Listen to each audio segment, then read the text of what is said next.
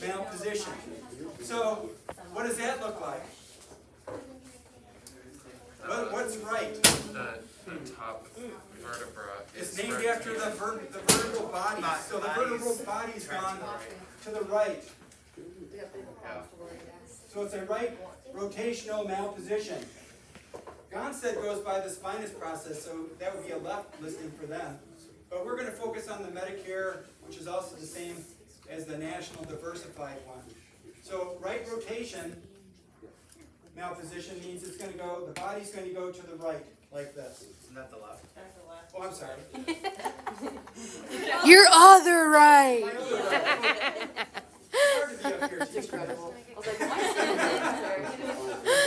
My wife should need directions. She has a great sense of directions, but she always calls right, left, and left, right. But she knows exactly where she is at all times. Okay, so yeah, right body rotation is this way.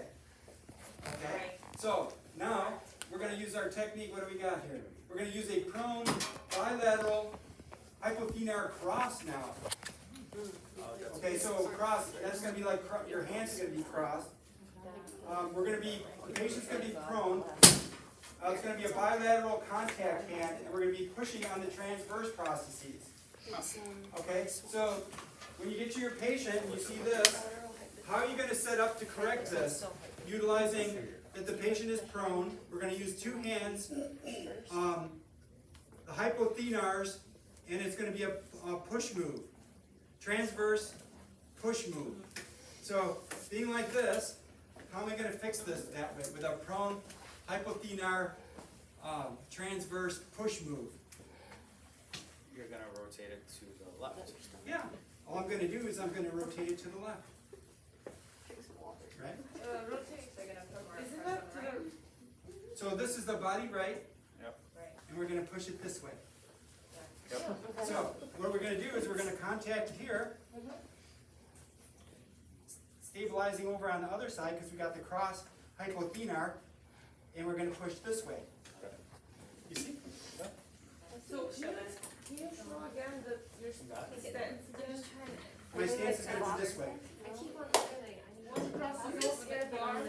Oh, let me see. They use the square stance. For this one, they use the square stance because you know why they use the square stance?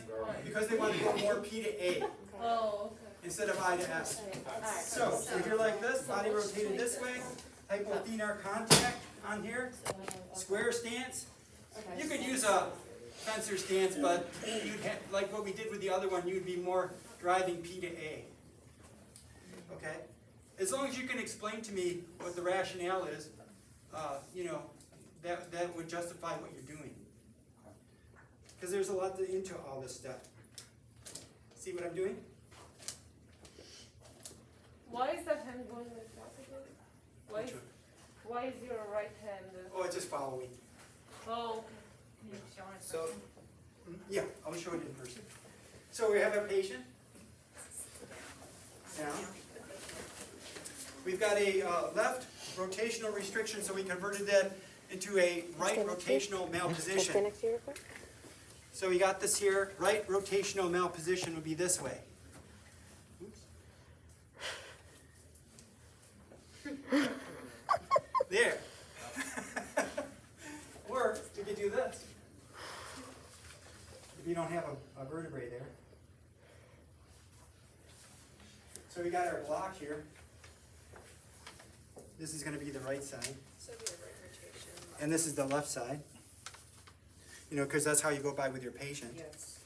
And then so we got a right, a body right rotation, malposition.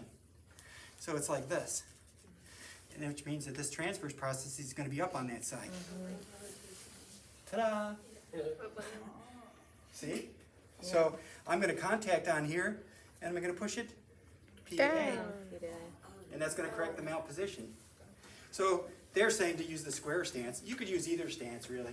But you're going to be driving predominantly P to A. So I'm going to contact on my transverse process here. This kind of just stabilizes over here. Doesn't really do too much.